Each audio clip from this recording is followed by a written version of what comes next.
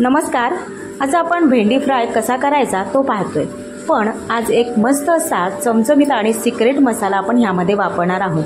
तोच भेंडी फ्राय खाऊन आपल्याला कंटाळा आलेला असतो, त्यामुळे वेगळा काय ते भेंडी फ्राय करायचा तर पाहूया. तर इथे मी माझ्या गावाकडील भेंडी आहेत, गावठी आमच्या घरातील ती भेंडी आणलेली आहे. ही भेंडी थोडी दाण्याने भरलेली दिसली तरी ती कोवळी आहे. इथे कढई गरम करून घेतली आहे, त्यामध्ये 2 चमचे तेल टाकून घेतलेलं आहे. तेल चांगलं गरम करून घ्यायचं आहे आणि त्यानंतरच मोहरी टाकायची.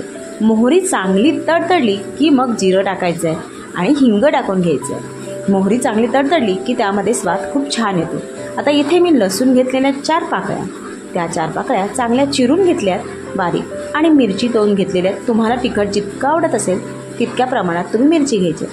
आता इथे भेंडे जे होते ते फोडी केलेले आहेत, त्या सर्व ह्या तेलामध्ये फोडणीमध्ये टाकून घेऊन छान असे परतून घ्यायचे. तुम्हाला जर जास्त एकदम चिकट न होता सुटसुटीत कडकडीत एकदम आपल्याला करून घ्यायच्या असतील तर जास्त परतून घ्यायच्या, पण मला थोडंसं ओलसरपणा पाहिजे होता म्हणून मी जास्त न परतता थोड्याच प्रमाणात ह्या परतलेल्या आहे. आणि इथे चवीपुरतं मी मीठ टाकलेलं आहे.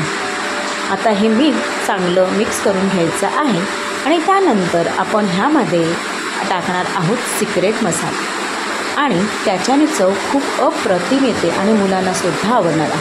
पण त्या अगोदर इथे क्रंचीपणा येण्यासाठी आपण टाकणार आहोत शेंगदाण्याचं कूट. आणि हा मसाला म्हणजे मॅगी मसाला. ह्यामध्ये 10 प्रकारचे मसाले तयार असतात, तर 10 प्रकारच्या पदार्थाने बनलेला हा मसाला आहे. तर चव खूप छान होते. तुम्ही नक्की अशा पद्धतीने मॅगी भेंडी फ्राय करून पहा आणि तुमची मुलं भेंडी अजूनही खात नसतील तर आवडीने खातील ह्याची गॅरंटीच आहे. तर कशी वाटली रेसिपी? आवडली तर जास्त असं शेअर